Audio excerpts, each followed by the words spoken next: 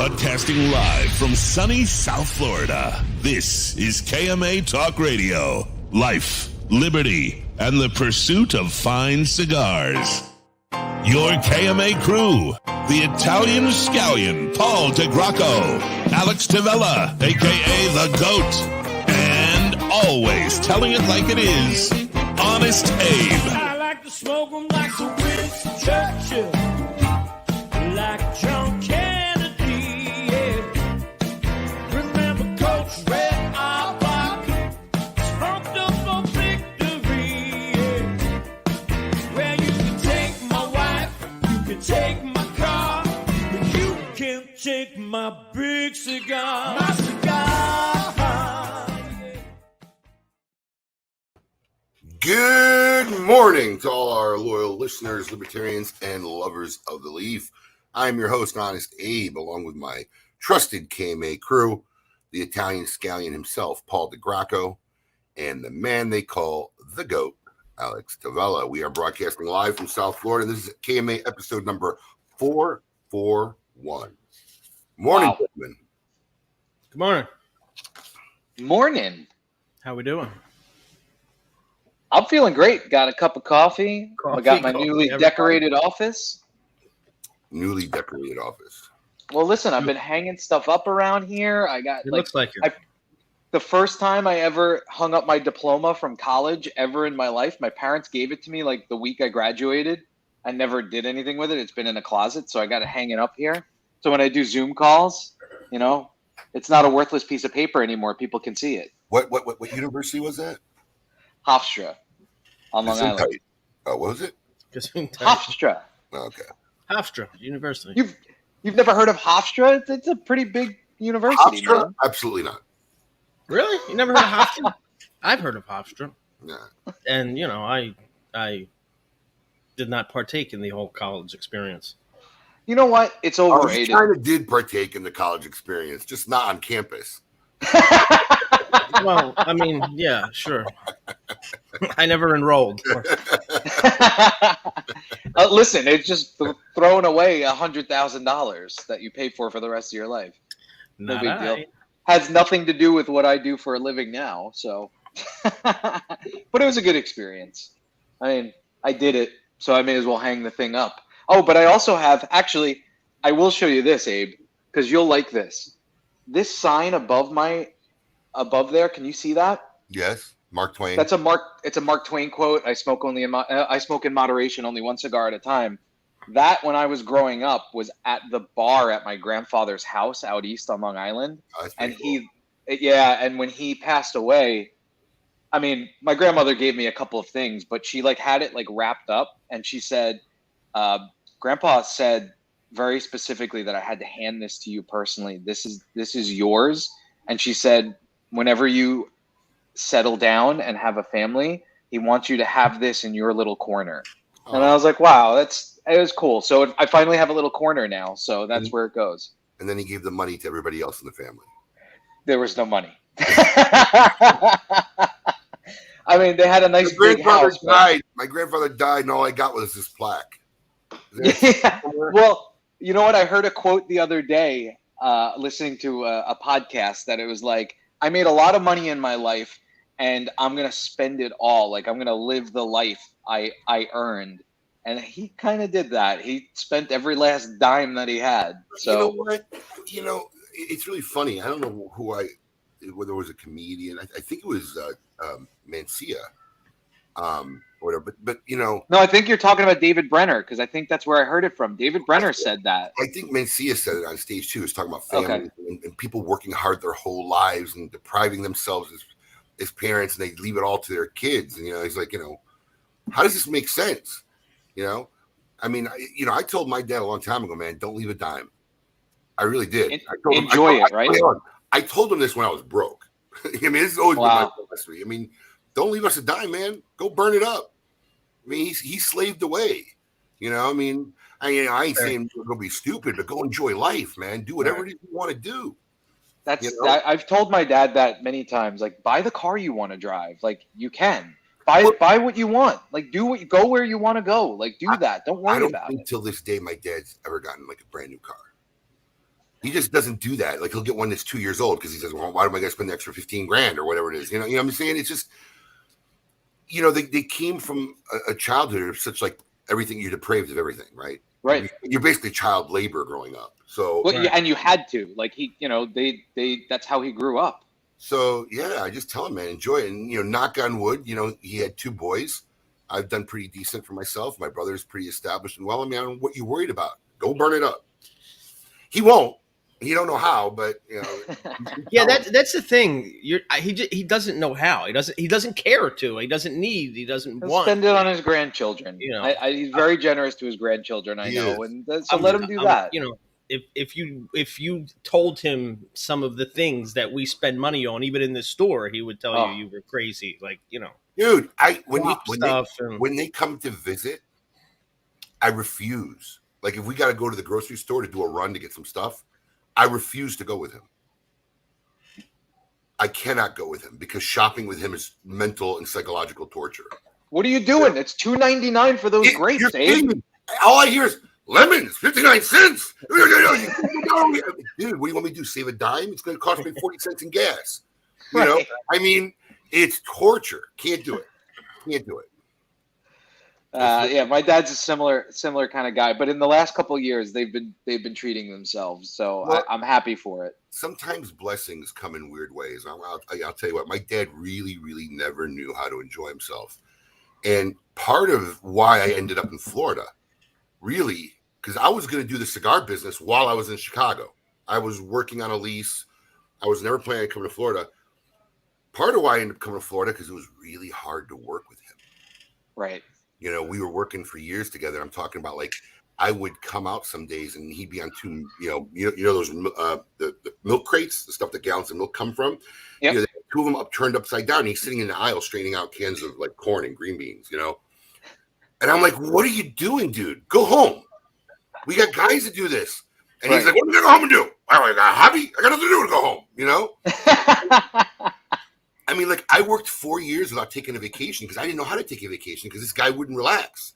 How am I gonna go and relax and my dad doesn't relax? It was really, really hard, and because of that, literally, is why I moved to Florida. And then, I hate to say it, but my dad they found a tumor in his kidney once, and luckily he played. My dad was an avid racquetball player, and he thought it was a back pain. He thought he'd hurt himself playing and. Finally, he went to go check, and they found a tumor like the size of a golf ball. Wow! And, thank God they got it out. It didn't spread. Lost a little bit of a kidney, and he's been clear ever since. But let me tell you something. After that happened, and my dad's a hardcore guy. Like he told me, "Don't even come home. It's no big deal." Like never showed any sign of like I'm worried or it's a big deal. But it was because I'm telling you, after that happened, his whole thing in life changed. My dad started to make sure he took 5-6 trips a year. This dude's been everywhere now. He's been pheasant hunting in Argentina. Right. He's been to Vietnam. He's been, he's been like all over the world. And his whole outlook really, really changed after that. I mean, honestly, I hate to say it, but it's probably the best thing that had happened to him because his level of now how much I need to really enjoy life changed dramatically after that. And it shouldn't have to take that, but that's what it took with him, Whatever works, as long as he's happy and enjoying it. I mean, he seems like a happy guy. I'm sure he's not the same guy that he was when you were growing up. I'm sure, but he's a delight. And it's really funny because everybody talks about how nice and sweet he is. If I ever tell a story, like, no, I'm like, oh yeah. When I was a kid and I would go to like take your child to work day, I would go to my dad's office, and my dad was like a director at the time and became a vice president for his company. And I remember one of the women came in and she's like, "It's just an honor to meet you because your father is my hero." And I'm like, "What?" I'm like 10 years old. I'm like, "What are you talking about?" She's like, "He never yells. He never gets angry at people. It's the people that work here just don't want to disappoint him." I'm like, "Wait. Who? I'm sorry. Is this the same father? This the same person that we're talking about?" He saved it all for you when he got home. Yeah. It's a different standard. Let me tell you something. My dad, undoubtedly, was probably one of the most popular uncles amongst all my cousins and everybody. Roger's the cool guy. He's the cool uncle, right? My dad, for many, many, almost 50 years old. This summer was the first time I took a vacation with my dad since I was 17. But he'll take trips with all my cousins. You know, he's like the coolest dad. It just doesn't relate to kids because his responsibility wasn't raising them; it was raising his kids. You know, right.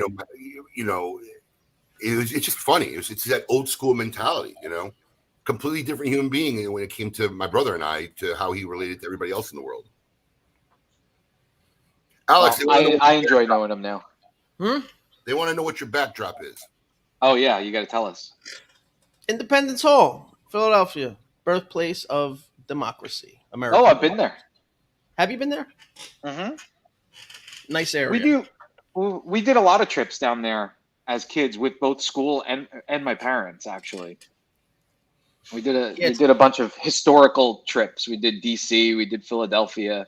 Right. Well, that's what we would do as kids. You know, grades. We'd go to DC, obviously, because we lived in Philly. So a trip in Philly wasn't really a trip. So our historical trips would be to DC.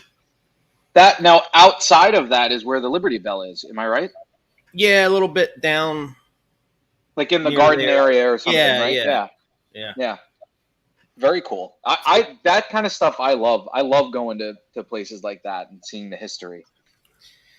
Did you break in your new house for Thanksgiving? No, we left and we went to my father-in-law's house in Charleston, which was hard enough, to be honest, like leaving when there was construction going on and we couldn't bring the dogs. And so I had to have a new dog sitter here. Our dog sitter canceled on us the day before Thanksgiving. Do you have to get a special sitter for your therapy dog? It's not. Are they qualified? Do they have to be like certified so they can handle if the dog has? No, but they have to be able to give her a pill. But I'll tell you what, it's one of the neighborhood girls here. She was 16, I think, and she came highly recommended. And she came and visited us before and met the dogs. And I made her give Nala her Prozac before, and she did a great job. She was really good with them. And I don't have all my security set up in the house, but I don't have like everything mounted where I want it. So I kind of just had like cameras like sitting on shelves all over the place, and I was like, don't let that freak you out. They're going to be in here anyway, but you know, I didn't set everything up exactly the way I want it yet because we're still doing a little bit of construction. And I was watching her. The dogs loved her. She came and hung out with the dogs. I don't have a fence yet, so you have to walk the dogs 4 times a day. Paul creepily watching someone on camera. How like not shocking.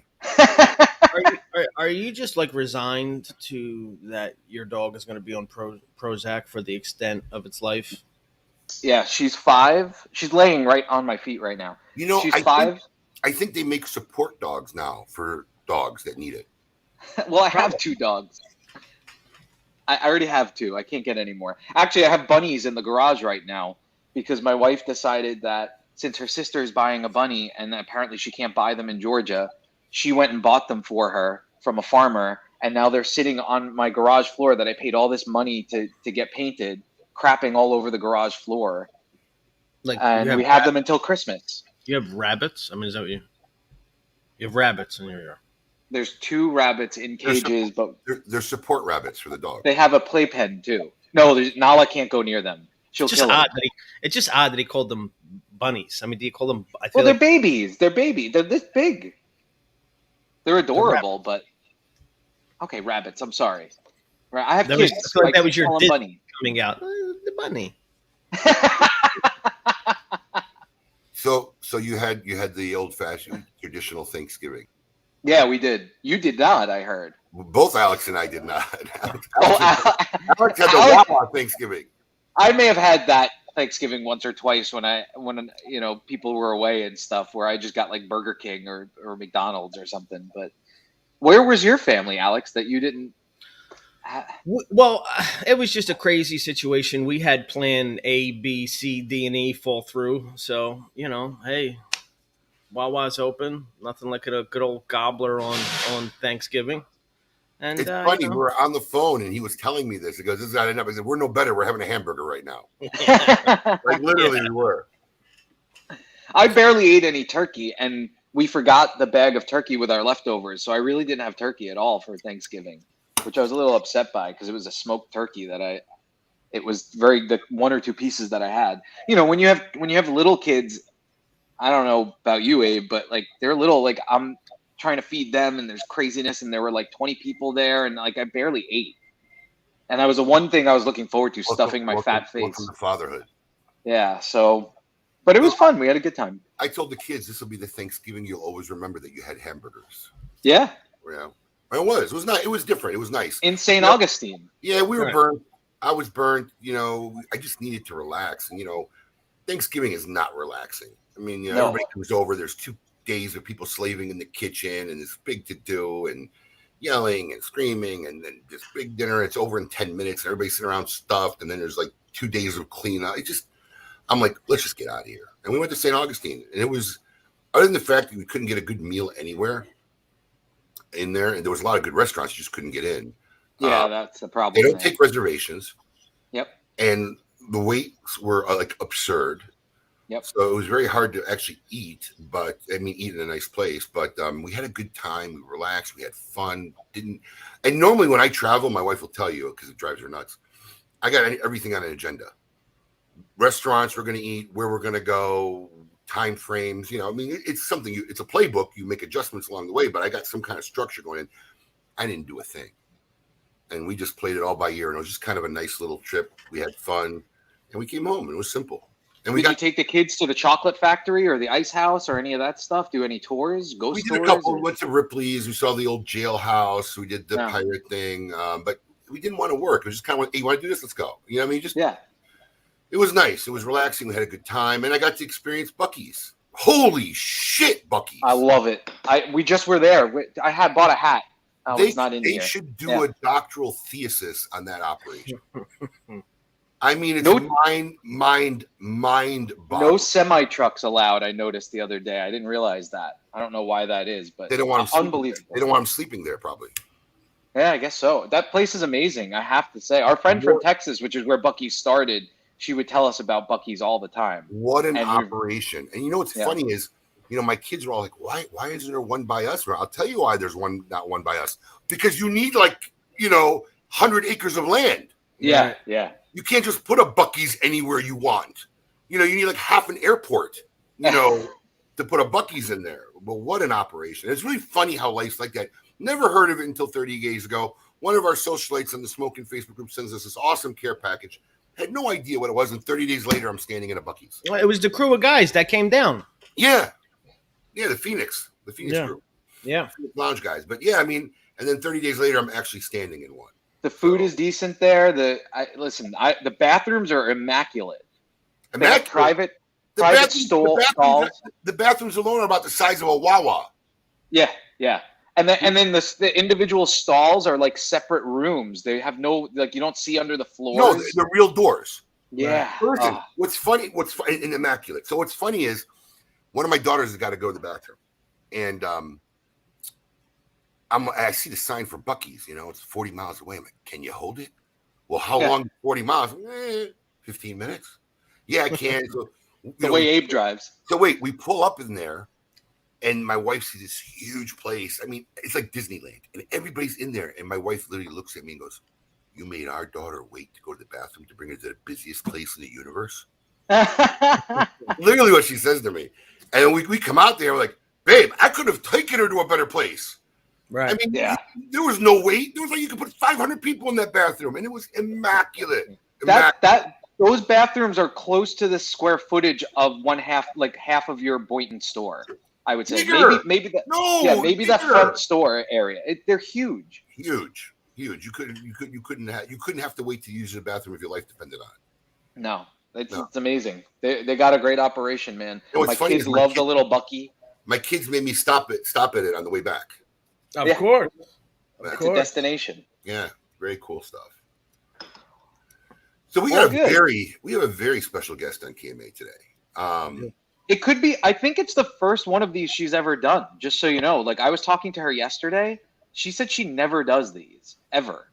And I'm going to tell you why, and I don't know why not, because this woman has probably one of the most colorful histories in this business. The cigars coming out of her factory are some of the most acclaimed cigars, and we have become some of the most sought after brands in this business. Right, epic. Yeah, and the fact that you may even say this name, and if there's anybody in the cigar verse who doesn't recognize it, is really, really unjust, because her story needs to be told and needs to be out there, because the operation, the history, everything about the whole thing is really amazing. So We were very excited when she agreed to come on KMA. In fact, we actually talked to her about it. Like, when were we down there? It had to be what? August. Yeah.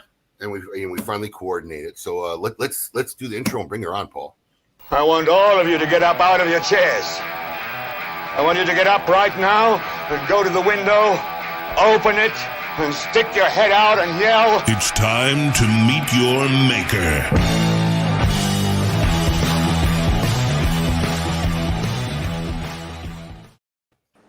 For the first time on KMA, maybe the first time on any social media cigar podcast, we are pleased to welcome Sandy Cobas from El Titan de Bronze.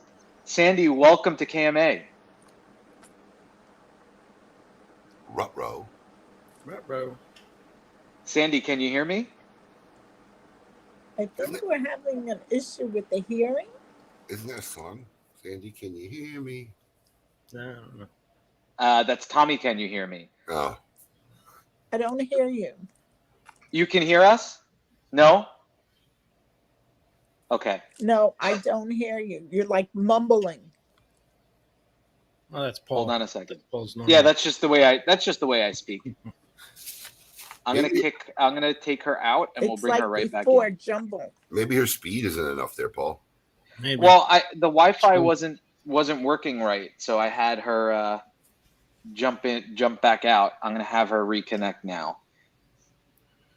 Sandy's an amazing, all right, but you could tell, not on the edge of technology, and we've been working old school. If you ever been there, it was working perfect yesterday. We tested it for a good 25 minutes yesterday.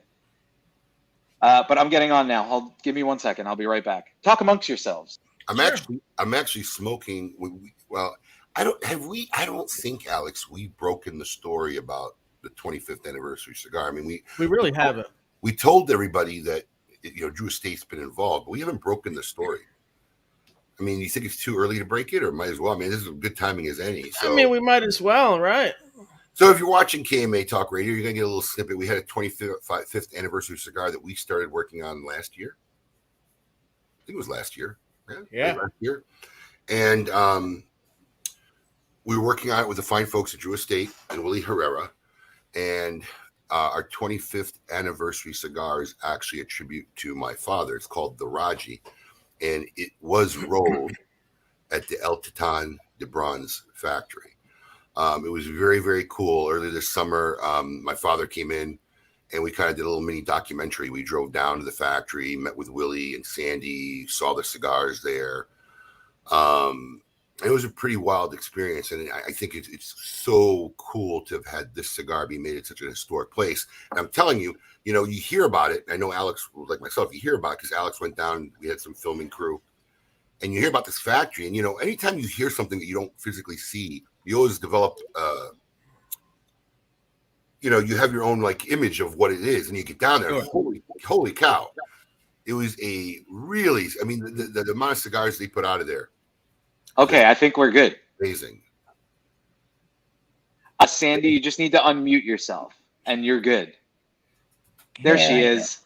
There we go. There I am. Hi. Hey. Thank you for Sandy, that welcome. wonderful introduction. Thank you so much. It's my first time doing this, okay? And that's because of Abe. No, listen, this is great. And I was just, while you guys were working on that, I was just sharing with them. We've never told anybody. We've been talking about the 25th anniversary cigar that we were working on. We never really told anybody the full story. So we finally broke the news of where it was made. And we were talking about our little trip down to your factory. And that was the first time I'd been there, and you got to meet my father. We sat, we had lunch together. And that was the first time that I had met Sandy, read about her, knew about the factory for many, many years. And we spent a good part of the day there. And then I'm like, wow, this is such a great story. We need to get you on KMA Talk Radio. And that was back in August. So we're finally glad you made it on. Any one of our listeners who don't know your story, doesn't know about your factory, I think they're going to be in for a doozy today. I'm always a doozy. More stories. It's amazing. Why don't you start by telling what you did before you got in it? Because you had a very successful long career before you even got in the cigar business. Yes, I've had a lot of careers. I've always been in business, entrepreneur all the time.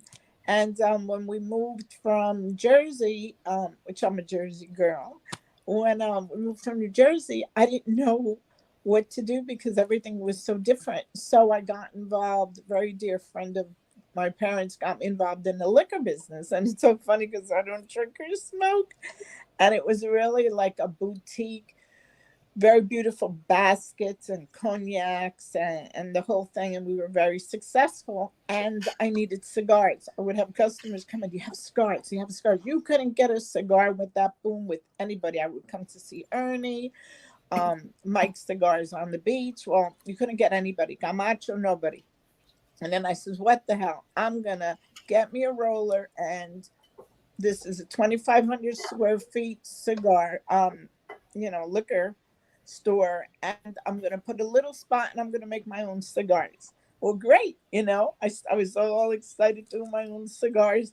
And I had a very steady customer every Friday would come in, and he was an undercover for ATF, and I didn't even know it. And I said, look how beautiful I have now. I could have cigars. People were buying cigars. And he goes, Sandy, you can't do this. I said, what do you mean I can't do this? You don't have a license. I have a license. Alcohol, tobacco, firearms. He goes, no, that's just for liquor, not making cigars. I go, oh boy, now I got a problem. Oh God, this is going to cost my divorce. And it really did.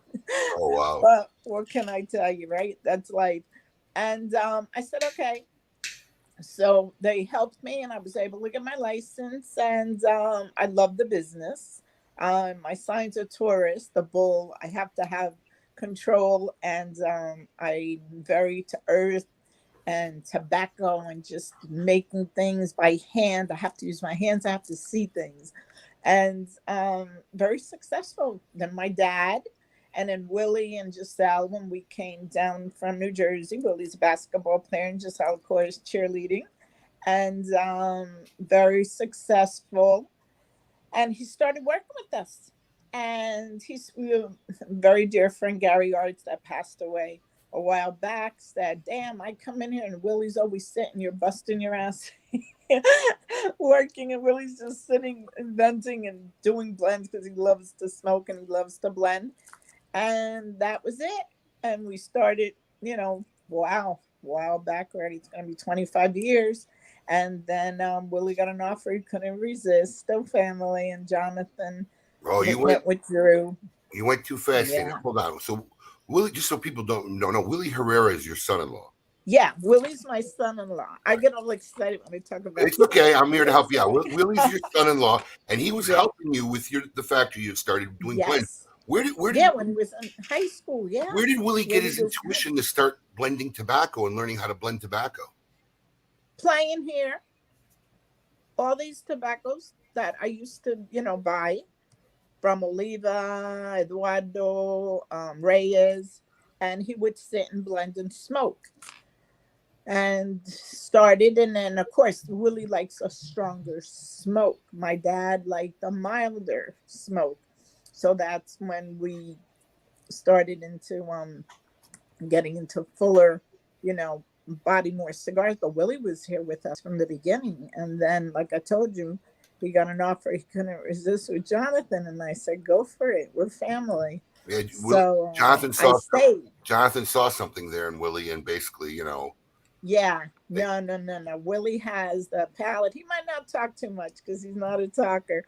But when it comes to cigars and the flavor, it's not on the cigar. He's very into detail. He knows exactly like the font. He'll go, no, this is from Italy. This is from Jalapa. This is from, all over. He's very good and very picky and successful. Very successful. The Herete line has quite a few #1 cigars and ratings. And I stayed. Everybody thought, oh, poor Sandy, Willie has left. Poor Sandy's going to be by herself now. And no, I stayed.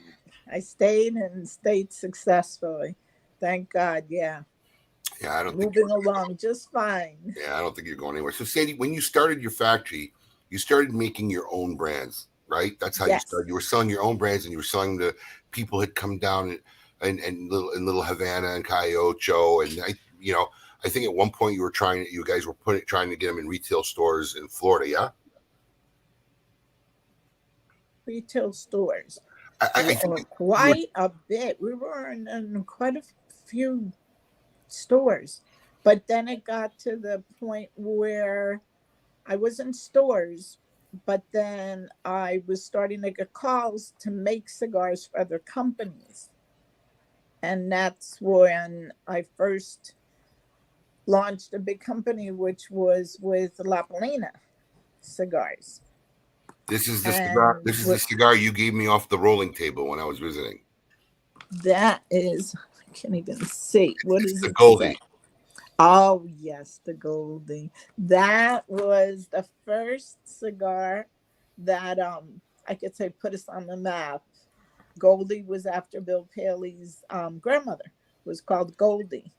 And it was a big hit. Courtney Smith was with them back then, and her and myself together got to do different things. And then I was very, very lucky, which a lot of people do not, oops, the phone, a lot of people don't know, was Maria Sierra was the one that worked in El Laguito many years. Now, you have to remember, some of our consumers don't know all of the story. So this was an extremely talented and famous woman that worked in the famous El Laguito factory in Cuba for many years. How did you end up having her roll in your factory?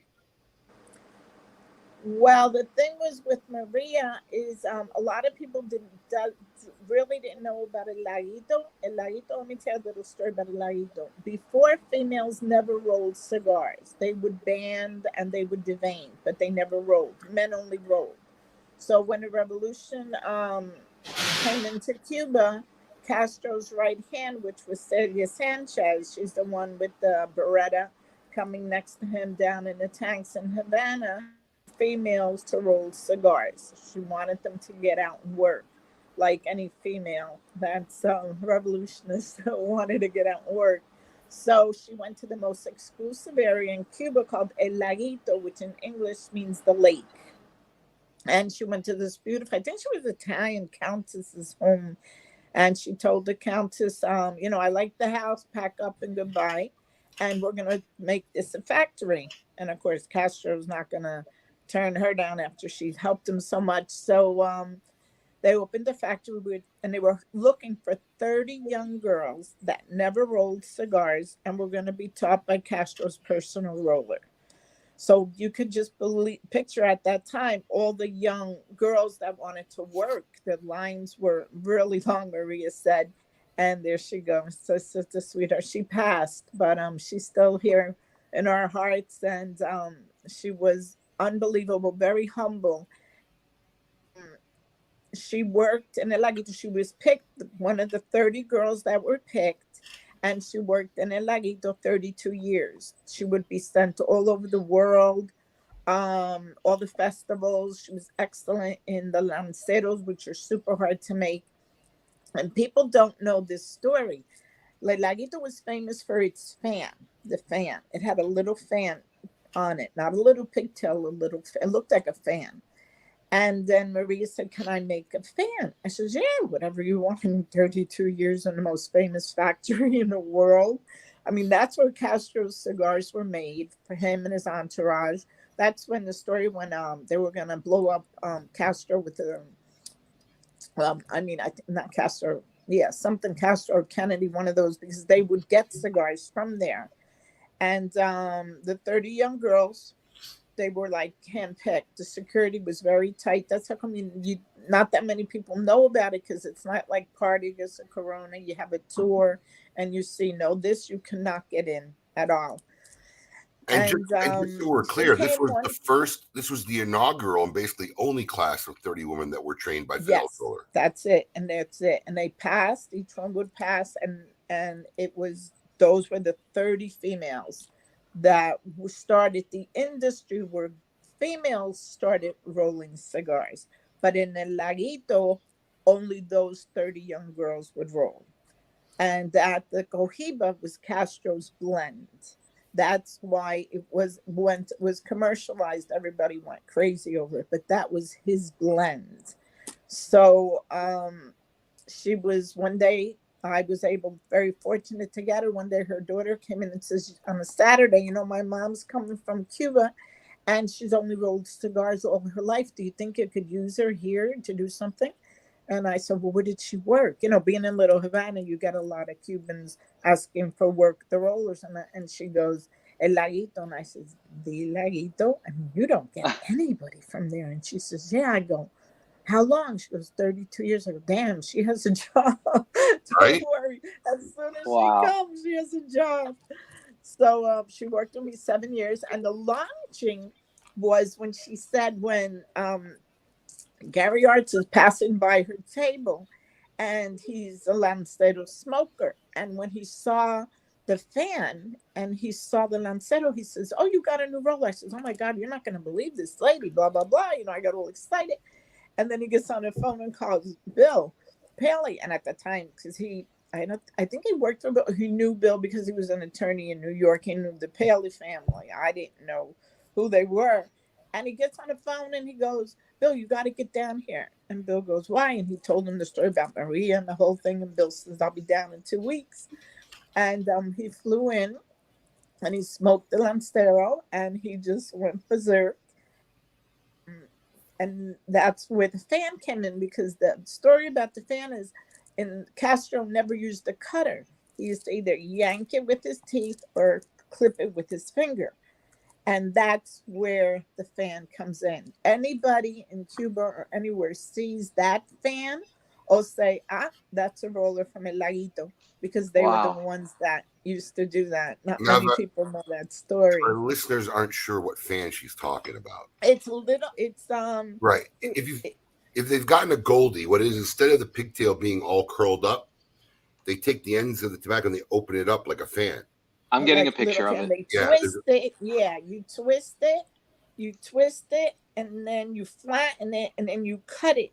But it opens like this. It opens like a fan. It doesn't open like little pigtail. That's how he wanted it, and that's how it was. And all the Goldies. Pretty finished. There it is. See, that's what it is. And then when Bill, this was my first big account, was Bill Paley. So then since we're girls and we wanted, she's a female roller and I'm a female in the man's industry, really, because this is really a man's industry. And then Courtney also was involved in it. So all us girls put our heads together and we decided to do it. And then Bill did a card saying in honor of the females in the industry. And that's where the Goldie became the Goldie. And Maria used to do the Goldie completely. 5 days, 6 days, however she could work, she would do the Goldie exclusively. That was Maria, and she was the Goldie. And we used to have, we did the first Goldie, I think it was like 10,000 cigars in it. And that was for Bill personally. And it went like in no time, where he asked for more, and then it became, he began the line of the Goldie. And every year it's a special cigar. Maria, when she started getting sick, she did teach 3 people how to make it, because before she would not teach anybody. I don't blame her. And we have Angela and we have other people that'll do it. But she started at a very young girl, and she brought me pictures. She was in Hong Kong, Germany, and all the festivals. And she knew all the elites of the elite in Cuba, because she rolled for them. And it's a beautiful story, a female in the industry. It's a very pretty roller, a story, like I said, is a roller by the name of Maria being so humble and shy, and then her hands were like amazing how she would. And then if you go touch her cigar, she would look at you like, and I start. And I no, don't worry. You know what you really got to be happy and proud about? Because I'm going to tell you something. Here's a woman from a young age that got recruited. She developed probably at the top of her game this artisan skill, and she was in a country that she was never allowed to be recognized, right? Yeah. And I think it's amazing. that's- I think it's amazing that she had the That's opportunity to come work for you, and through Bill Paley and his project, the world Yeah. got to know who she was, and she was recognized for this lifetime of real, true artisan skill. And that's the best part of this whole story for me. Yeah. That before she passed, she got to experience the recognition that she deserved. Yes, that's one of the things too. She was very happy because she felt so proud. People would come in with the boxes and have them sign them and autograph. AP came and did a story on her. Reuters did a story, Cigar Aficionado. Then now everybody knew who Maria was, and that made her very happy. They launched one of the cigars, and she was flown into New York. Bill flew her into New York. Wow. That's a great photo right there. Yeah. Did we lose you, Sandy? She probably froze up. How many people attended the event? It was unbelievable how she was recognized and very proud of what she did. And I was happy because she was happy, and that I had her. And she loved flowers, and then once a week we always had roses, and we would pick the roses. And it's just, you see, the cigar industry is a very family oriented business. It's not it's not corporate. Everybody gets to know everybody, and everybody gets to help everybody, and being recognized for what they do. That's the important thing. Sometimes you work years and years and you get a watch at the end of 30 years or whatever, and the hell with it. With the cigar industry, you always keep in touch. You have the old timers come in and sit and smoke with you and talk about how it used to be and how it's now. And it's very, I love this industry. Everyone is very, to me, very humble, very natural. They're not like artificial.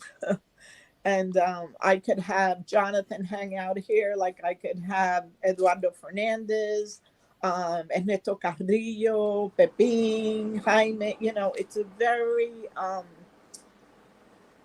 beautiful, family-oriented, personalized business to me. It is. Lou Rothman used to always say, this is the only industry. I see the industry. This is the only industry, really, where you could say somebody by their first name and everybody knows who you're talking about. If you say Sandy, you know who you're talking about. If you say Steve, people know who you're talking about. Now I can't hear you. Oh, we lost your sound. We'll get it back after the break. But Lou used to always say that, you know, it's really the only industry where you can really just say somebody's first name and everybody kind of knows who's being talked about. And it's true. Right. Although Abe Flores might beg to differ, but I still consider myself the only. I think we're having problems with the mic. Not a problem, Sandy. We're going to go to a break and I'll come back. We're going to go to a break right now. We're going to be more in hour 2. We got season 3 of Tale of the Tape coming on the end. We're going to have more with Sandy Cobas. And also, as the record spins, don't go anywhere, folks. Keep it lit. Oh, wait. I'm not ready. It's all right. Take a long break. Play a few commercials so we can get Sandy back on. Here we go. Surgeon General warning. Cigar smoking can cause lung cancer and heart disease. Currently available at your favorite cigar store, the Romeo y Julieta Reserva Real Nicaragua is another fantastic collaboration between AJ Fernandez and Rafael Nadal. Landing a #1 cigar of the year of 2020 by Cigar and Spirits magazine, the Reserva Real Nicaragua is handcrafted at Tabacalera AJ Fernandez. This Nicaraguan Puro is a medium to full-body cigar that is packed to the brim with flavor notes of leather, coffee, and red pepper, which pairs nicely with a spiced rum. Available in 4 sizes, Romeo y Julieta returned to prestigious form with the Reserva Real Nicaragua that should be enjoyed by all. Surgeon General warning. Cigar smoking can cause lung cancer and heart disease.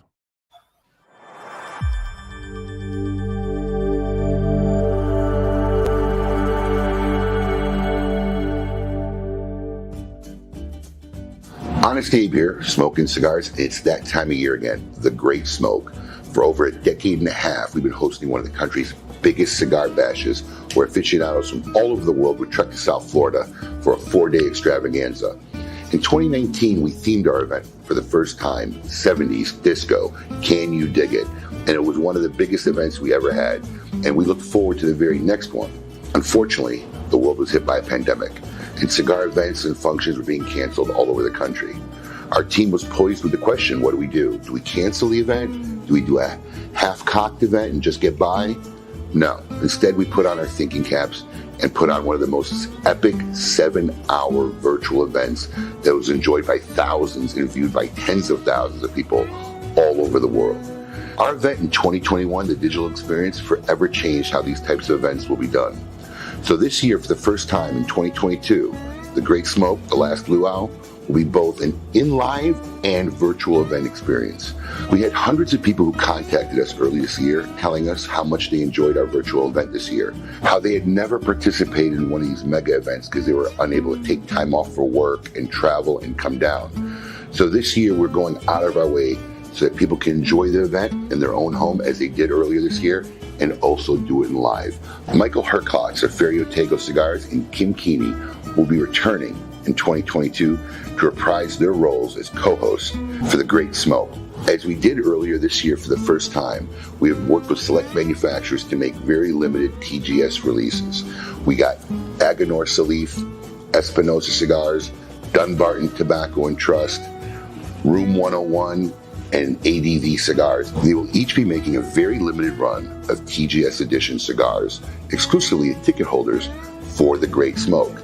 There will be a series of special virtual events between the end of November and the beginning of February where all these TGS limited releases will be offered prior to the Great Smoke event. So you will need to get your ticket in advance to be eligible to get into the very special TGS virtual store to participate in these events prior to the Great Smoke date. As always this year, we're going to have a very special dinner hosted by the Red Meat Lovers Club and special guest Steve Saka from Dunbarton Tobacco and Trust. This is going to be a last luau feast like you've never seen before, and all attendees will get a very limited RML, it's Red Meat Lover cigar, made by Steve Saka just for this event. So what do you have to do to participate? Go to thegreatsmoke.com, secure your ticket, which will get you the last luau party back. Now, whether you're virtual or coming live, everyone will get the same epic package. This is the most epic Great Smoke package we've ever made in the history of this event. Almost $450 worth of swag and 40 premium cigars that'll either be delivered to your door or handed to you the day of the event. As always, during the Great Smoke, we'll have mega raffles and prizes, and whether you're at home or there live in person, everyone who gets a ticket is automatically entered. The event dates are February 24th through February 27th, with the main event being February 26th. And whether you're there in person or live watching at home, we're going to have 5 special virtual sessions and interaction with what's going on in the event floor, so you can actually see what people and what things are going on as the event is happening. Tickets go on sale this Friday, November 12th, noon Eastern Standard Time. I urge everyone out there to get their tickets early. They'll let you participate in all the pre-virtual events we're going to have with the manufacturers who made limited releases, and it'll secure your ticket because our feeling this will be the most epic year ever as far as ticket sales and how fast they'll go. To get your tickets and for more information, go to www.thegreatsmoke.com. The last luau, baby, because this will be the last luau you'll ever need to go to. Peace!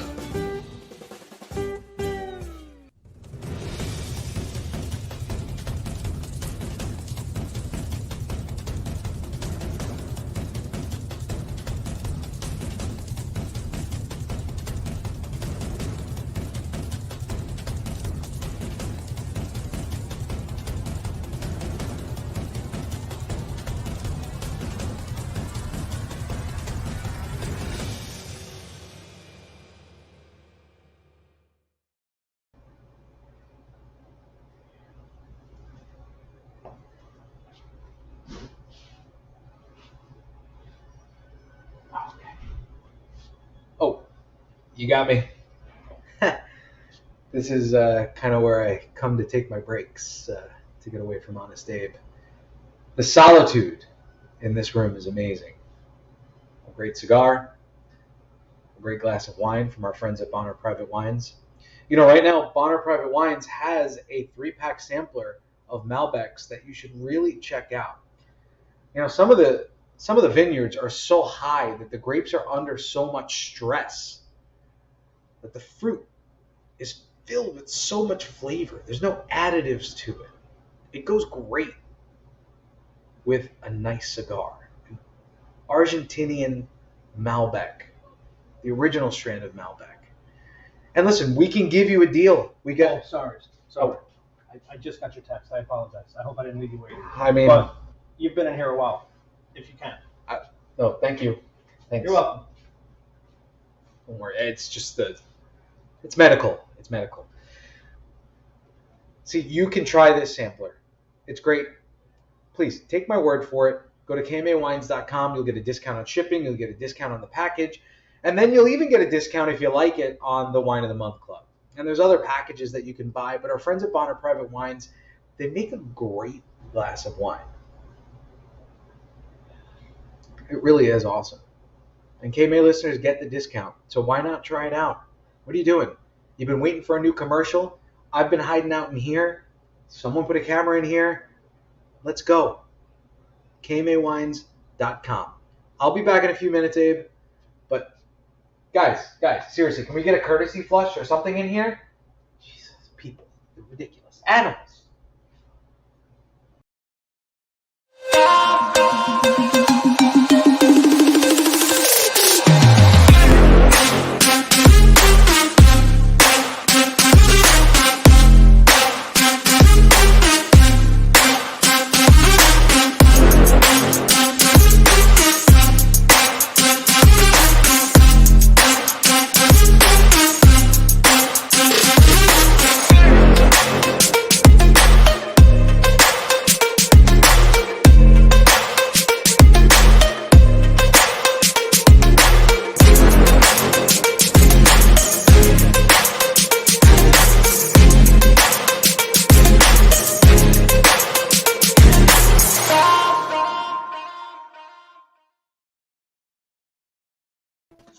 Wow.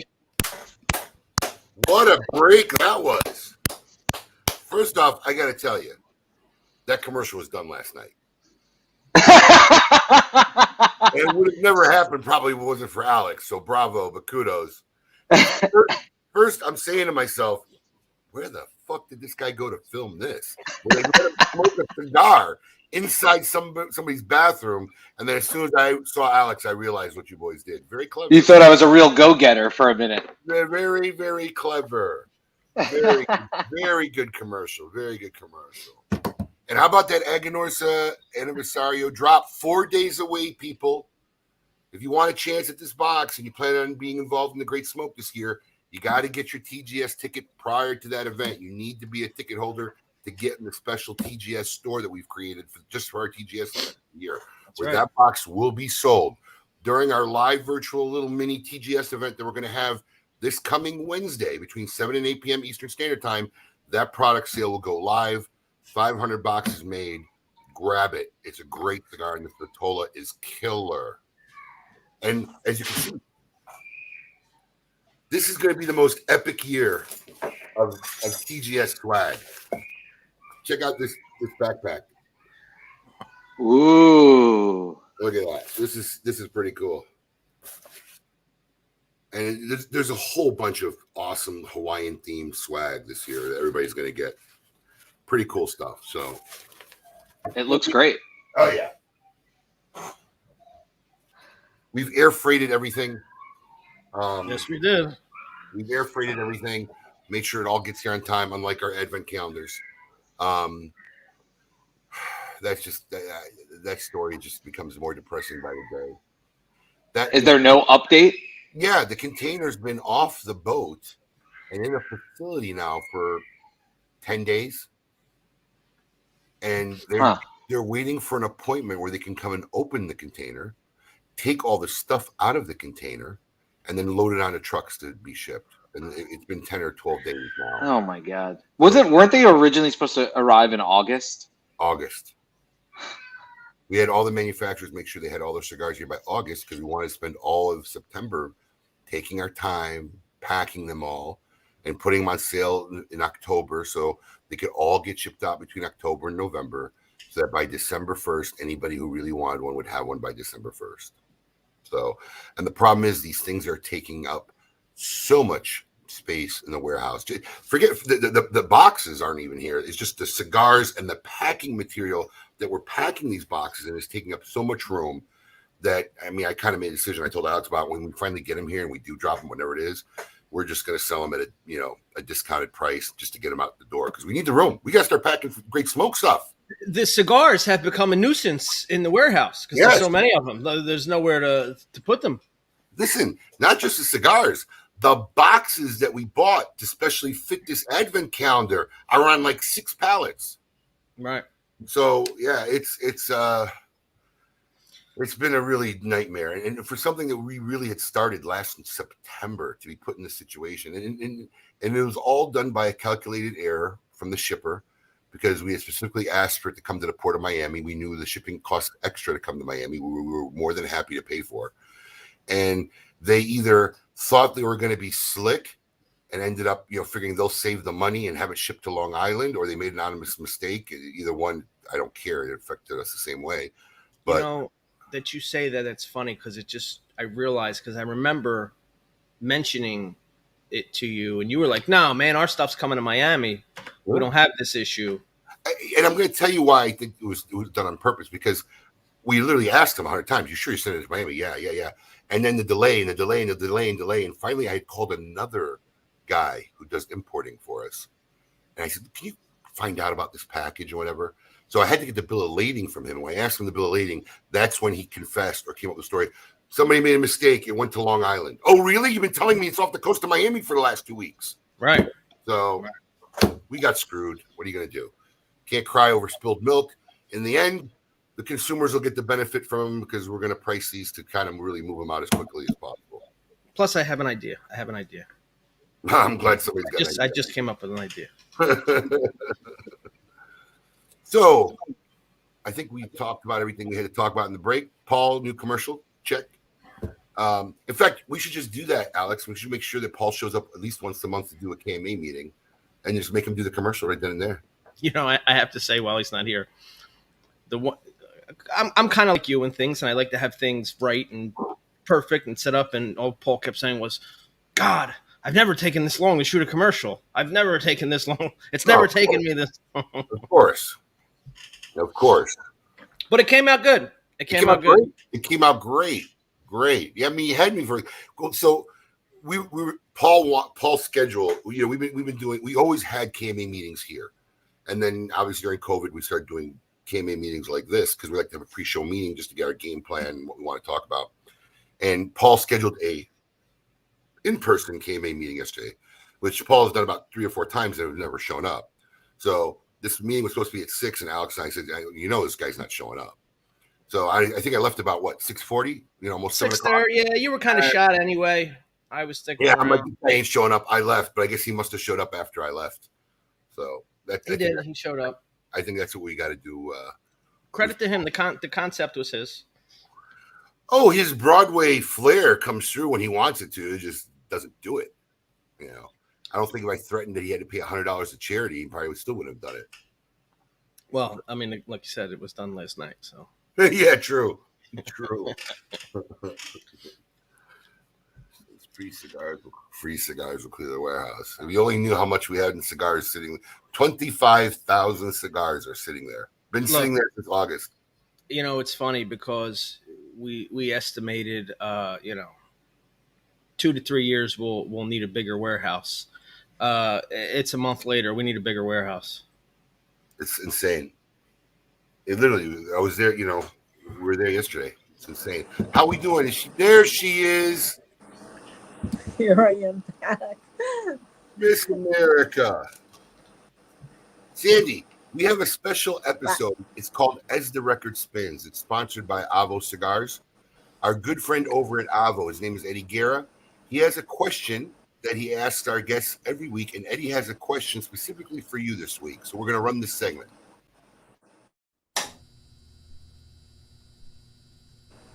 Okay.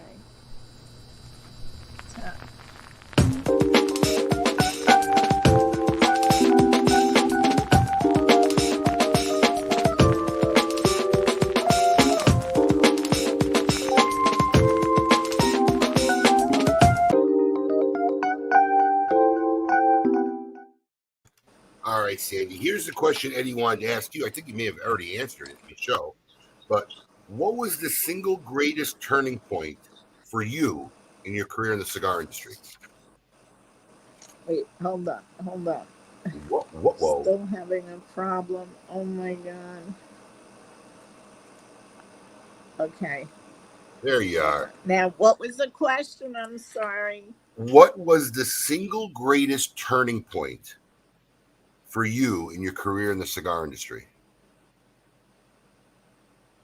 What was the greatest turning point? Yeah, at what point do you think that it really was the big turn for you when you after you started your factory? There's so many great points. Is manufacturing, it was like getting involved with the producers, the tobacco people that supply right now. I was really excited when I saw Aganosa Eduardo. Do you think that Goldie? Biggest turning point. Do you think that doing the Goldie really what put your factory on the map? Oh no, the goal as to launching. How excited! Oh, the Goldie. Yeah. Do you think your project? The Goldie. It really put you on the map. That's my baby. That was the Goldie first. Was the turning point? That was the first cigar you had made for a manufacturer other than yourself. Now, how many manufacturers have you worked with making cigars? Well, the Goldie, and then Warp came along, Kyle, General, and Drew Estates, of course. Drew Estate, General Cigars. Didn't you also we're doing that. I was very proud of that because it was something special because of Willie, the family. It had his name. Yeah. That was very special, and it is still special. I guess everybody's special to me. Right. And you did a big project. You did a big project with General this year, didn't you? Oh, yes. That's a biggie. Wow, that's the Cohiba. That was also, you see, everything's very exciting for me because Cohiba made in Cuba is famous, but now you have Cohiba Cubans making them in Miami. Damn, that says a lot. That's pretty cool. Also. So and we have just to put your factory in perspective for our listeners, okay?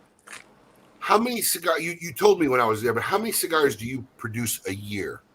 We're very limited. When you're saying limited, I mean, if people come in here and see what we do, they can't even believe how in this space we do what we do. Honestly, that's incredible. It's incredible the amount of cigars that we produce and the quality, and in such a tight space. People will come in here and think it's a big, huge factory, and it's it's not. So when we say limited, it's really limited. Would you say that in what you, Paul, you're on mute. Would you say that in what you produce in a year, a larger factory produces probably in less than a month? A day, probably. I didn't want to go that far, but yeah, even a day. So when we were told by Drew Estate for our 25th anniversary cigar, the Raji, that we were going to be able to have you and your people make it at the El Titan de Bronze factory, and that run is 15,000 cigars, and when you think about how limited you are, I can't tell you what an honor it was to be able to have that cigar made at such a historic factory. And I know I thanked you then. I'm going to thank you again now. But we're super excited for that cigar. We're going to have we're trying to get in with this year, and it just timing and everything's been crazy. But we're going to release this very special cigar in a major way early next year after the Great Smoke, probably sometime in late March, early April. So stay tuned to all our fans. This is going to be an epic release for us, our organization, company.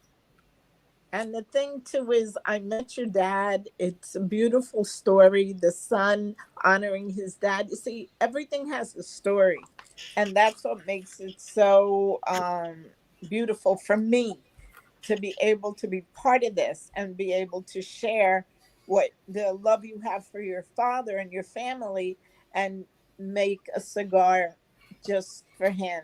He's a sweetheart, and he loved us. It was so funny. He had such a good time, We did. We and spent the whole that's day there, the easy. whole thing.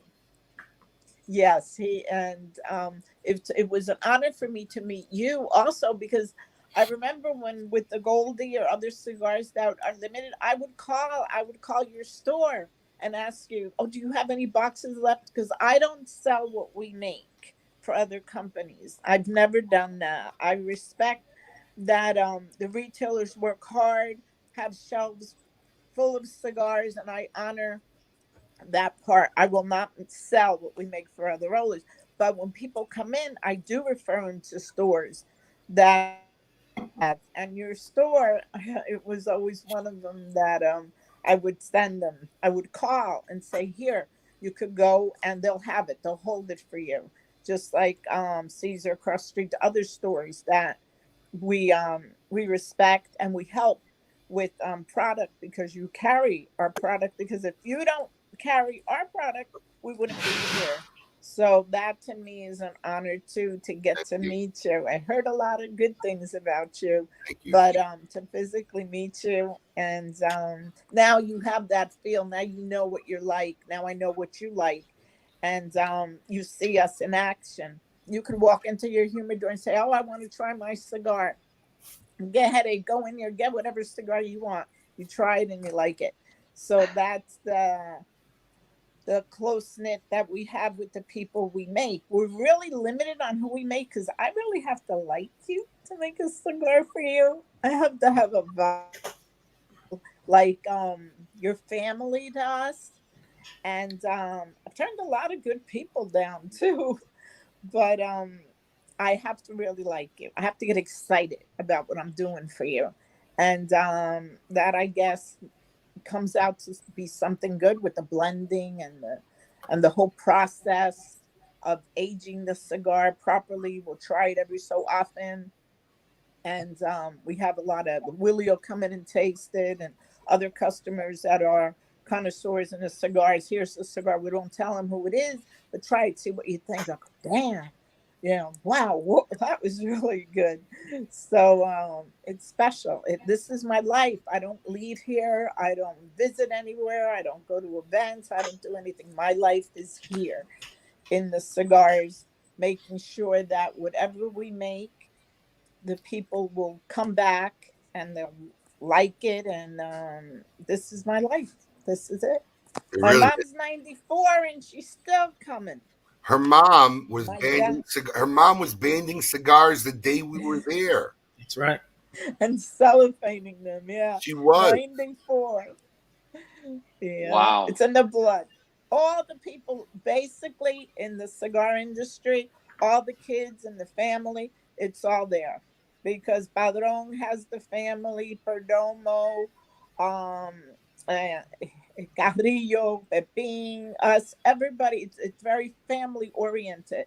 Now the older ones have passed, and now their children take over, and then the grandchildren take over. So it's very family oriented business, that I could tell you. That it is. Well, Yeah. it's funny because Yes. Sandy was telling me yesterday when we were chatting, doing our pre-show. She said just that. She's like, I just, for some reason, I just can't. We can't make cigars for people that I don't have like an emotional bond to, that I can't Yeah. like get along with, and it speaks to the passion I think that you have in what you do there. Yeah, because it's just not to me, it's not just a business. A business, you have to like and have a passion for what you do. I don't care what it is. If you're a cook, if you're a gardener, whatever, you have to love what you do, and you have to have that passionate, that you look at the person and you say, okay, what I always ask them, if I like you, well, what is it you like? What do you like to smoke? What flavor? And then we make a couple of blends, and then you look at the ash, you look at the taste around your mouth. It's just not, blowing hot air, or getting that taste down your throat. You want flavor. And I'm very fortunate to have very good suppliers. I mean, the relationship I have, like Johnny Oliva, Eduardo has I was so excited when I saw them Eduardo's anniversary. Aganosa, which is Eduardo Fernandez, but I always call him Eduardo. Aganosa has excellent, excellent cigars, and their material is top notch. It was funny because Kyle Gillis, Warp, we do a lot of cigars for him, Comena, Black Honey, Don Ronaldo, which is his dad. Named He did it for his dad, which was a OBGYN doctor. And he said, Sandy, when I went to Nicaragua, it's true, he does have cigar bales just for you. It has Sandy on the bales. I says, yeah, yeah. That's the relationship you form with these companies. I don't know, maybe because I'm the female in the industry or I'm little, but they all take care of me.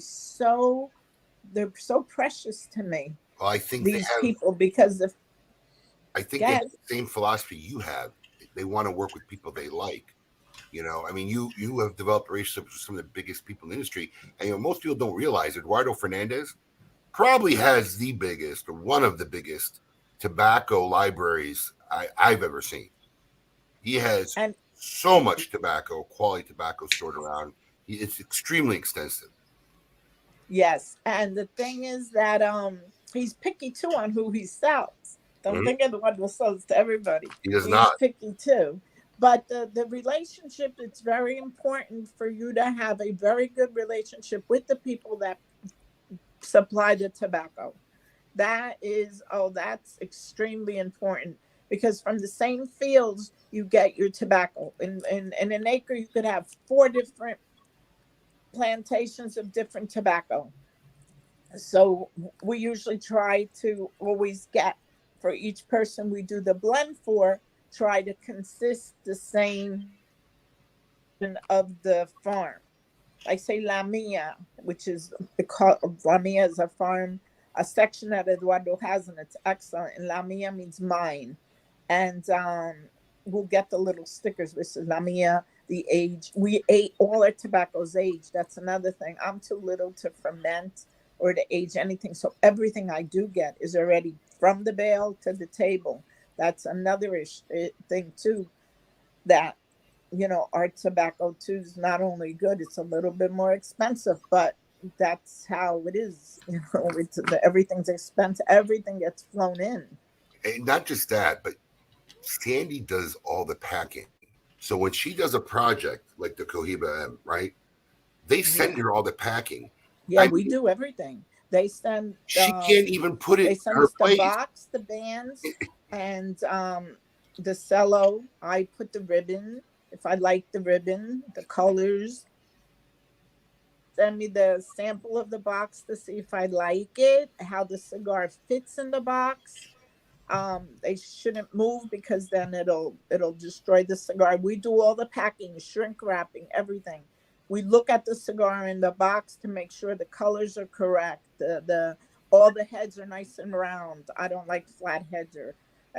I'm a pain in the ass, believe it or not, when it comes to. I'm super picky, and we do everything from start to finish. Age the cigar, taste the cigar, pack the cigar. The wrapper gets scratched, take it off and rewrap. If I don't like how it looks, take it off and redo it. Because we're small enough, we could do it.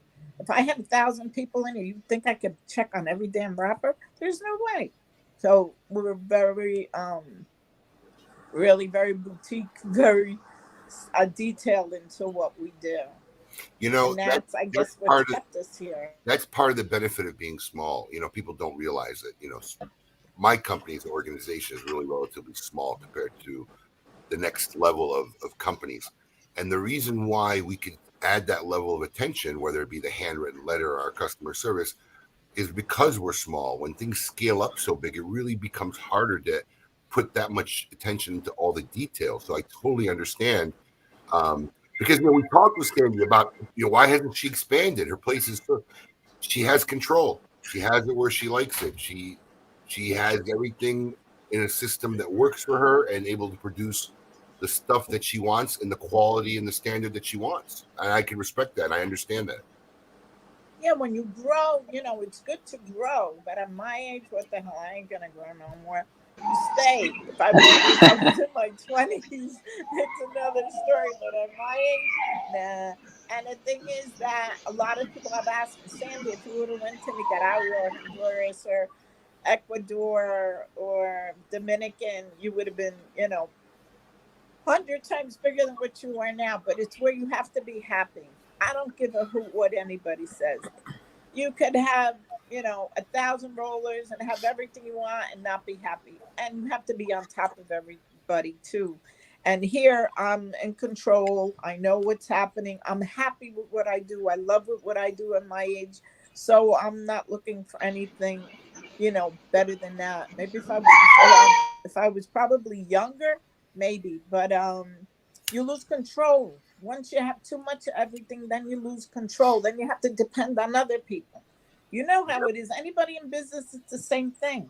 You depend on other people. Person gets sick, then what happens? You got to cover. Get somebody to cover. To have a business is not easy. Let me tell you, it is damn stressful. I don't care what business you're in. It is stressful. My greatest misconception that I hear people about entrepreneurship is they think it's freedom, right? They don't realize it's just shackles and chains.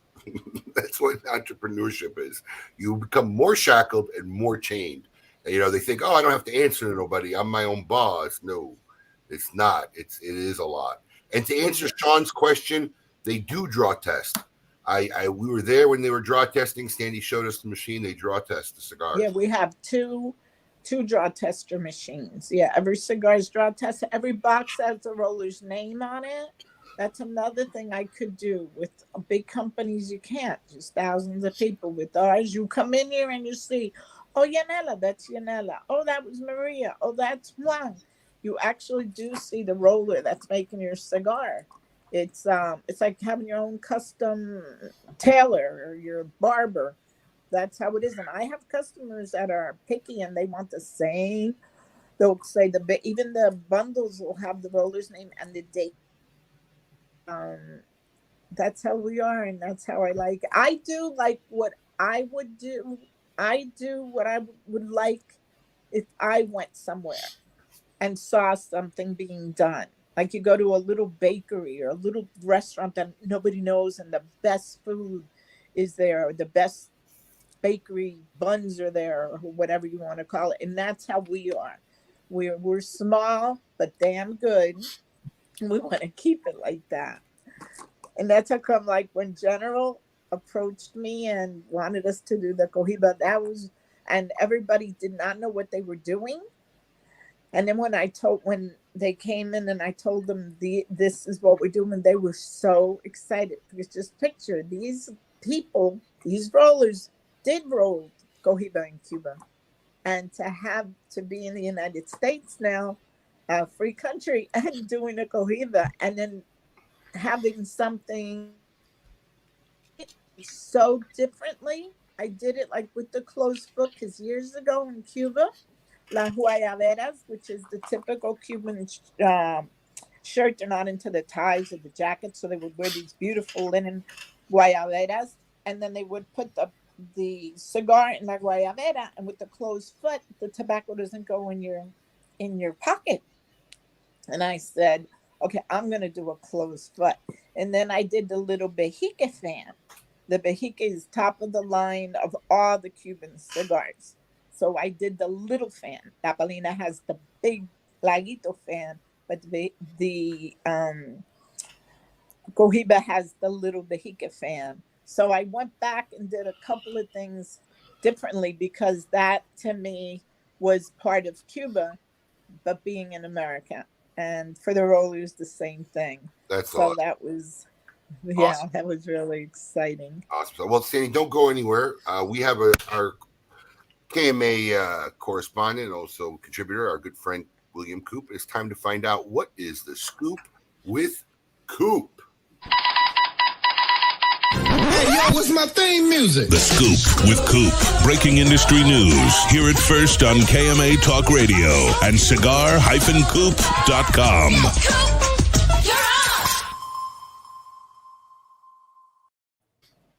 There he is. Good morning, everybody. Morning, sir. Long time. Hi. Yes, I know. Hi, Sandy. I feel like Hi, how are you? Good. I feel like we just finished our show a couple hours ago. Isn't it? Abe, I got to tell you, and I'm not just saying this because I have never gotten a reaction to a show like we had on Thursday night. I mean, it was overwhelmingly positive, and I was very worried about this show that we did. You worry about because, well, I didn't know if the retail talk would go over. That's why. You guys are all great. I know, but I just didn't know if the topics would go over. You don't think we've had these conversations in person?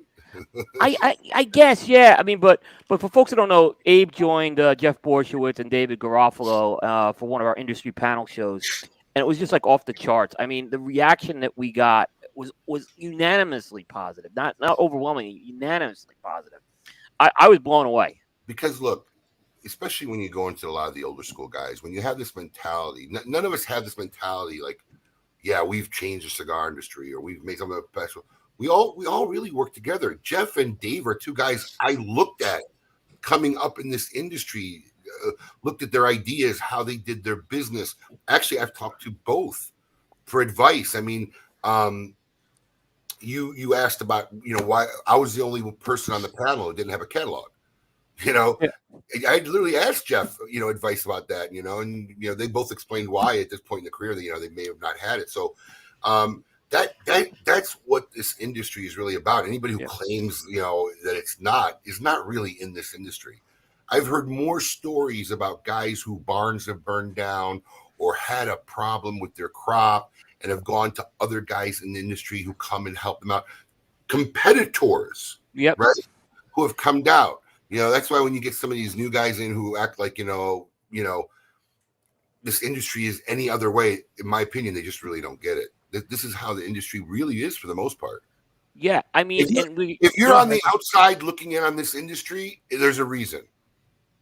Because this industry is very, really, really open. I mean, look at Sandy and the stories that she had and how all these big companies had come out and embraced her and worked with her. That's what this industry is. Yeah. Anybody who's in the cigar business who claims otherwise is not really in the cigar business. If they're on the outside looking in, there's a reason. That's why, it's some made up story. I've been in the industry 25 years. She's been in it, I mean, decades. This is what the industry is.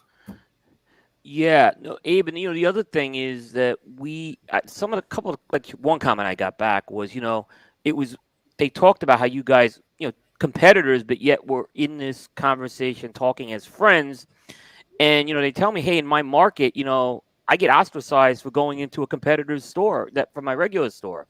So it's, he was saying it was really refreshing to see that type of conversation at some of the highest level of the industry in terms of the retail segment. So it was, like I said, the feedback was just incredible that we got. Yeah. Well, thanks for having me on. Thanks for the opportunity as well. Yeah, it was great. Very great. Cool. Very cool. Yep. A little long, but very cool. Well, yeah, actually, I had I was shortening it towards the end. We didn't get to a lot. It's funny because I was watching towards the end. I mean, you almost had to shorten the coop. Everybody's battery was on like 5%. Yeah. Mine went out. I had to log back in. Abe went out. Yeah, Abe went out. Dave went out towards the end too. So, yeah. I was watching it last night. I've only gotten about halfway through, but what a cool concept. What a cool concept having those three personalities together, man. Seriously, kudos to you, Coop, for putting it together. But it's entertaining. Honestly, it was more of a testament to me to even, honestly, I say this in all humbleness, to be on with those guys. Because like I said, I literally, listen, both these guys have touched base with me throughout my career. And I know for them, and I didn't bring it up on your show, but I know for them, it's just a simple text. But, when you're coming up and you're doing things, it's things I remember, and they don't even realize what they do. I'll never forget when we had done Battle of the Bands. We'd done Battle of the Bands during COVID last year, and it was a Saturday morning. I'm on the toilet getting ready to come in, and I get a text at 7:20 in the morning. It's from Dave Garofalo. And he was just telling me how much he loved the whole concept of Battle of the Bands and how it was genius and whatever. And I'm getting a text from him at 7:20 in the morning on a Saturday morning, right? Like I won't forget that text, right? But for him it was just a simple, hey, great, simple thing. So it was very cool for me to be on the show with those guys. It really was. It was, and I know I said this on the show as well at the beginning. When I asked the three folks to come on this show, I got response back from all three of you within minutes, not hours, minutes. I mean, it was, and if the date all worked, which made it easier, but still, everyone gave me a yes within minutes. I mean, within the half hour at max. So it was that was a testament to you guys, and we thank you guys greatly for that. And it's not taken for granted. It's not taken for granted. No, and both Jeff's been on a couple times, and Dave has been on this show. They both been on KMA Talk Radio. Well, Dave, I remember, did a show minutes before he was going on the air with his show. Yeah, I think when he was on, yeah, because his show starts literally after our show. Yeah, he starts right at noon. So I remember when we had him on, and that was around the whole PCA controversy. He came on, and I know he had to jump 15 minutes beforehand to get to start his show. All right, what is the scoop this week? So there's a few new releases that have hit the stores. I'll start off first with Alec Bradley. So Alec Bradley first, they shipped their PCA exclusive cigar, which is a box press Gran Toro size of the Magic Toast. So that cigar was showcased at the PCA. It's the first box press cigar in that line. And if you were at the trade show as a retailer and you ordered that show, you were able to, you were going to receive your delivery. Either you got it or you're going to get it very soon on that. It's actually available right now at smoking.com. Yeah, there you go. There you go. You guys were there. And then also out of Alec Bradley, this was something that kind of happened right before the Thanksgiving break, but we weren't on. They also shipped the national release of the Alec Bradley trilogy, which, if KMA listeners have listened, that's the story of the trilogy, which is the triangular shaped cigar that Alec Bradley had years ago, and they brought back. That really, the genesis of that came on the KMA show with Alan Rubin, and the wheels were put in motion to bring that back. You guys at Smoke Inn got the Robusto size early, but there's also this national size of this national Toro size that's out. 3 blends. There's a authentic Corojo, a exotic Maduro, and a Cameroon. Yep. Yeah, exotic Maduro and native Cameroon. Yep. Actually, so those should be.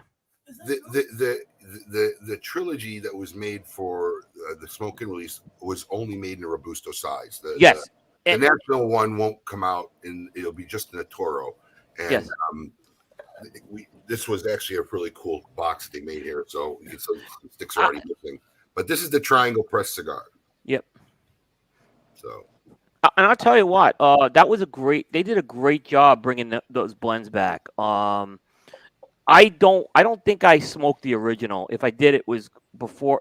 Maybe I had one, but they did a great job with those blends. And I think I'm partial to the Corojo one. But they're all excellent. So I'm looking forward to also smoking the Toro size of that. The power of KMA. We bought a whole line back. You brought it back. I mean, you brought it back, and it's. I remember, that was a great show, and it took us years because remember when we had Alec and Bradley on, you mentioned it on the air to them, and they're like, "Oh no, you got to talk to Dad." I actually called his dad right after that show from the studio. Right, that's right. They're like, "Nah, he's not going to want to do it. He doesn't want to do it. He doesn't want to do it." And then we had him on the air too, and you mentioned it again, and Alan was kind of like, "Well, man, I think you wore him down." I like the Cameroon one. I smoked all 3. The Cameroon one is awesome. It's a good job. I'm a Cameroon guy. They did. I mean, they did a great job on the blends. I mean, the packaging that you got for smoking that triangle sampler box, you still have some of those, don't you? There's still some available. Coop, you saw it before I did.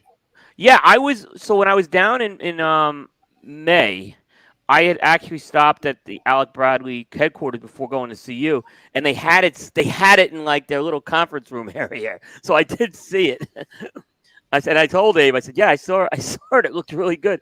I go, they wouldn't let me take a picture of it. So I was like, "Yeah, it was very cool. It was cool to have one box that had all 3 blends in one." So yeah, and like I said, it really came out nice. The end product, collectible piece that I think 300 were made or 400 were made, and that was it. Yeah. So. Yeah. What else? Sorry. What else? Coop? One other story this week, because it was a light week with the Thanksgiving holiday. Altadis is got a new Monte Cristo that's going to be hitting the shelves. It's under their Espada by Monte Cristo line, which is their Nicaraguan Monte Cristos made at Plasencia. So this is also made at Plasencia. It's the Espada by Monte Cristo signature. And this is going to feature a Rosado Oscuro wrapper. So that's what's going to distinguish this. And like I said, these Espadas are made in Nicaragua by the Plasencias, and there's several Espadas they've come out with over the years. This one should be hitting the shelves in mid-December, starting to roll out, and it's available in one size, a Valiente, which is a 55 by 6 Toro. Is this regular production or a limited release? From what I understand, this is regular production. Okay. Yeah. A big one. Yeah. That's nice. Usually we don't do regular productions in one size like that. Yeah, but I think this one's regular production from what I understood with this one. Which because they've done the Stoke, which is one, but yeah, they didn't say this was limited. Now, it's coming up on the end of the year, Coop. You doing like a big countdown, top of the year? When does all that hype and news start up? That will be starting up on Friday. So the countdown, and I do a countdown from 30. I used to do the countdown throughout the whole month of December. It was a little challenging doing it because of it's tight. Yeah, and it's tight, so I kind of staggered it to like December 10th to January 9th is what it's going to be, and but I still kept the 30 in there. So I have completed the list, so I do know what 1 to 30 is right now. I unveil one a day. I believe I was the original online media guy to do a countdown. And it's always been like that. This is the 12th year I'm doing it. So, it's fun. I don't tease. Like people say, well, it's teasing. No, I don't force you to click on the link because the cigar name's in the link. So I said, you don't have to click on it, but I think you'll want to click on it because there's some good information on it. There'll be a video and audio component to it this year as well, because I found there's a lot of people on YouTube or on Apple who want to like hear it or watch it. Who just they aren't going to read. So this will be available for the first time on audio and video as well. You expect people to read? Holy cow. I don't, but I'll tell you what, the bread and butter of my website is still people reading the articles. It's a dying art form.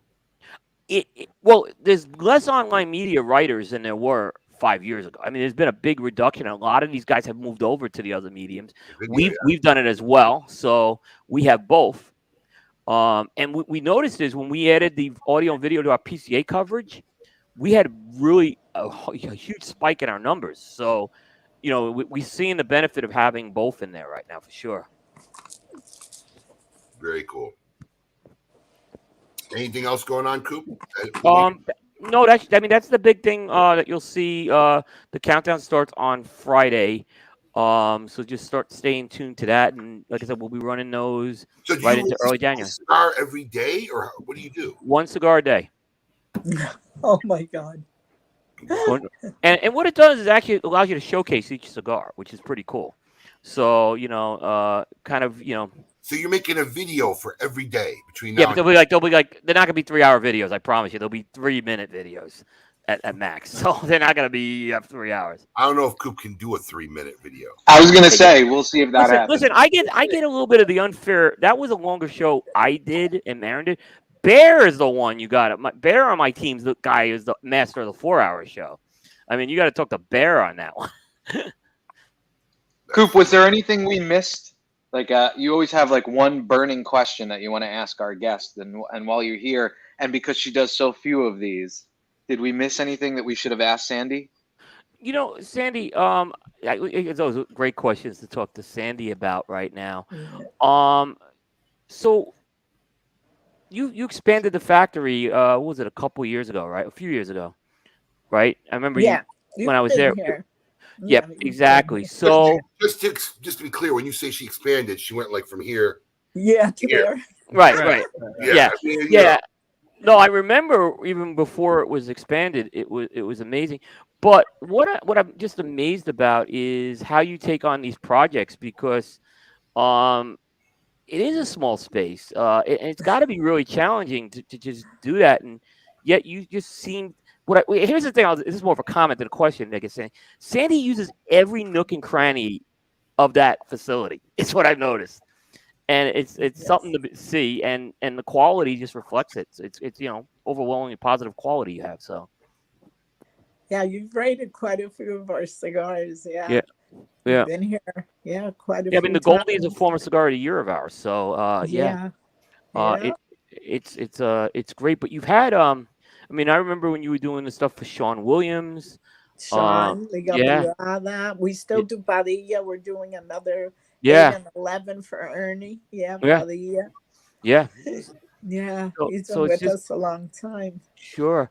And then you have your own brand. Who's Your the own hardest, brand. who's the hardest to work with? It was Ernie, wasn't it? Ernie and Neto Padilla? Yeah. Was he the hardest to work with? No, he's fussy, but he always comes in. He's the one that comes in the most and sits down, and tries the cigars. No, Ernie's good. Ernie's. I'm trying to think. Well, Kyle's really fussy too. Kyle's another one. Yep. But I say Kyle's a little fussier than Ernie. Yeah. Sandy. People don't know. Sandy introduced me to Kyle. She did. We were talking in the back room. She goes, I got this kid I'm starting to work with. You were saying? And, yeah. You called him up. You introduced me to Kyle. And he had not even released the El Oso yet, which was his first line. And then Kyle and I just started talking after that. But that introduction came because of Sandy there. Alex says it's interesting. Is it really interesting? He wears bespoke clothing then. If you wear bespoke clothing, you're going to be fussy. Fair enough. Yeah, he does. Yep. He comes in here one day. Kyle is a little story I have. One day Kyle comes in, goes in to where the material is, starts blending and stuff, comes out and says, try this. And I try to go, damn. I said, where'd you get this? He goes, in there. I said, you got that from in there? From in there. He goes, yeah. He hasn't released. I keep on telling him, when are we going to do this cigar? I can't even say, but it was so damn good. It was really good. But that's what they do. They come in and they go in there and start playing with the blends. And then I said, did you write this down? Because there's so many different tobacco. He says, yeah, I got it. I got it under control. I wrote it down. That's one thing here, too. The people come in and try their cigars and sample it. And, it's very homely. Like, it's totally different, I guess, than other big guys. I never even knew what bespoke clothing was until I met Kyle. I did. I found out about KMA. I'm like, what's bespoke clothing? Yeah. And I've spoken your house brands too. I mean, the Redemption's my favorite. There's just I like that one too, Coop. Yeah, it's really good. I mean, and that's a great thing. You go in there and you can pick up some of those cigars. And they're just unique, true artisan, handmade product there. It is, and the fact that the craftsmanship was passed down from such an incredible woman, and to still see that education and art didn't get lost, that she was kind enough to pass her knowledge down, I think is awesome. Absolutely. Cigars is an art. Whoever sits at that table and does a cigar, boy, you better really love what you're doing, because it is an art. I don't know how they do it, but they do it. They section their cigars. Like the leaves, they know exactly where to put the leaves and what country the leaf is from, how much they have to take from each leaf. It's amazing. The triple cap, I like them round. It's incredible, nice and shiny. Stretch the wrapper. It's an art. You have to love it. You have to really love what you do. Sure. It's not easy. It's not. Well, if you want more information, or please follow our good friend William Cooper at cigar-coop.com. Always rumor, always teaser. Well, maybe not always free. Yeah. He's always teaser free until he has to count down 30 cigars. Then you got to wait. Right. No. You don't have to click. No clickbait. Coop All right, should we move on? Coop always has these odd stipulations that make something right. He does. All right. Now it's time for our highly anticipated Tale of the Tape Season 3 episode, The Best mafia movies of all time. Let's run it.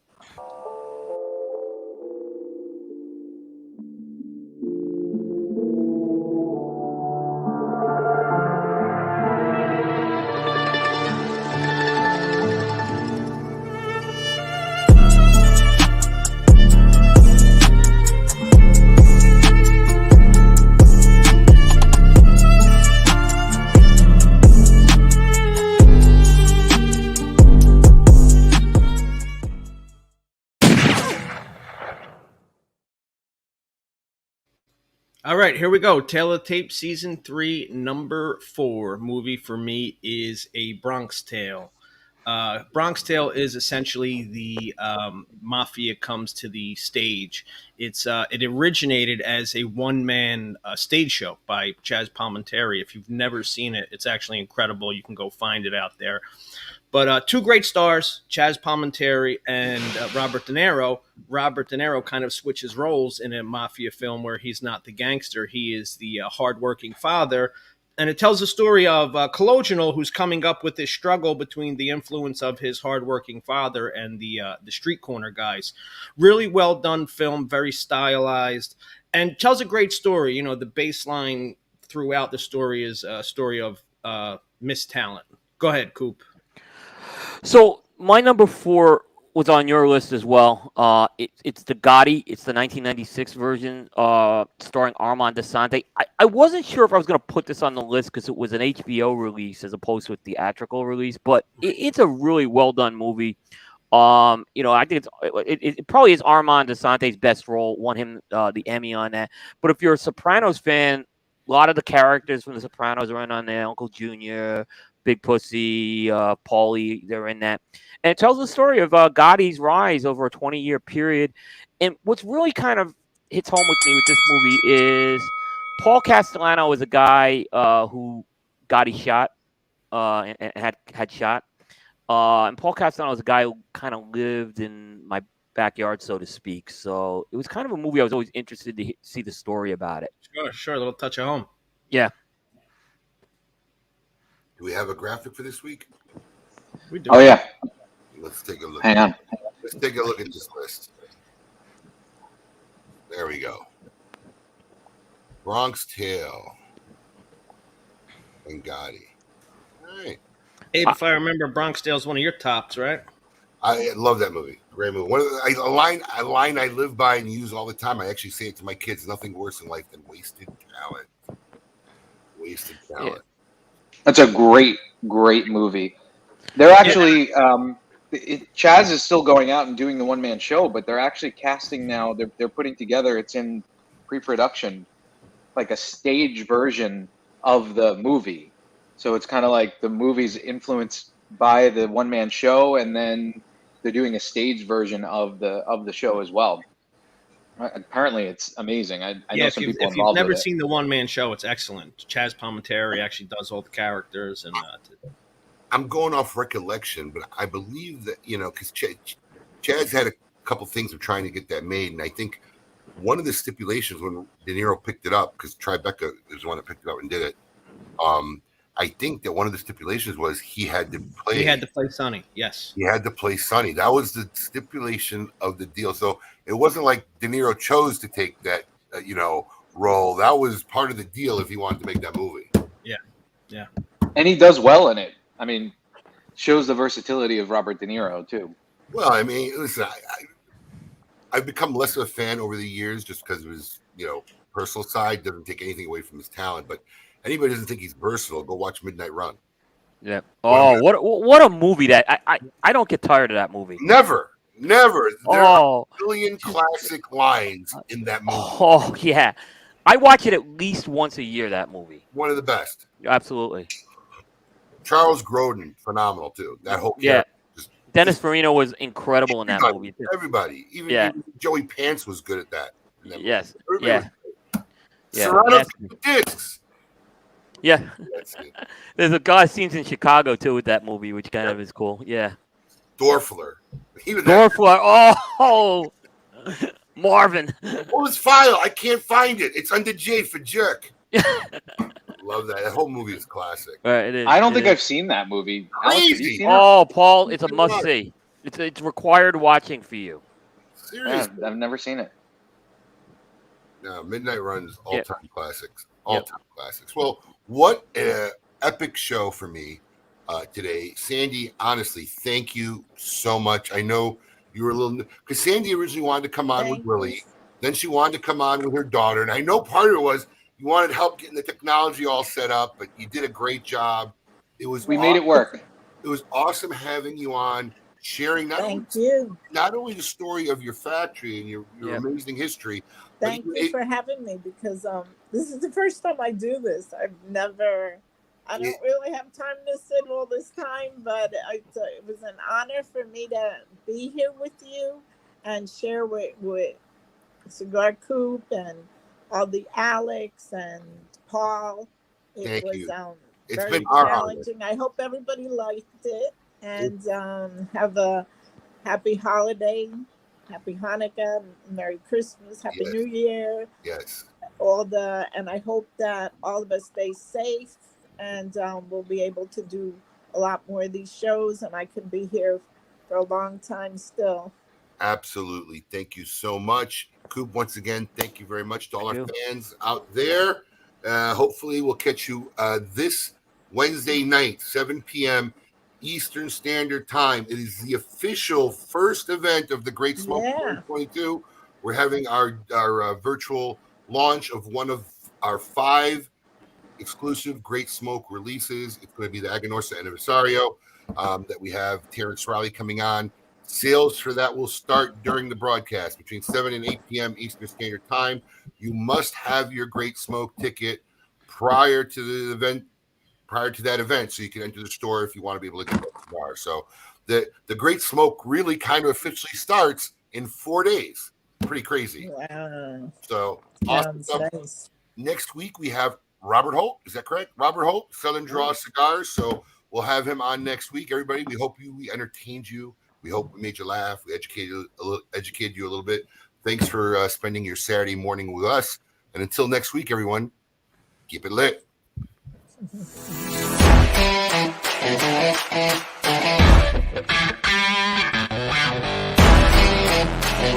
Yeah.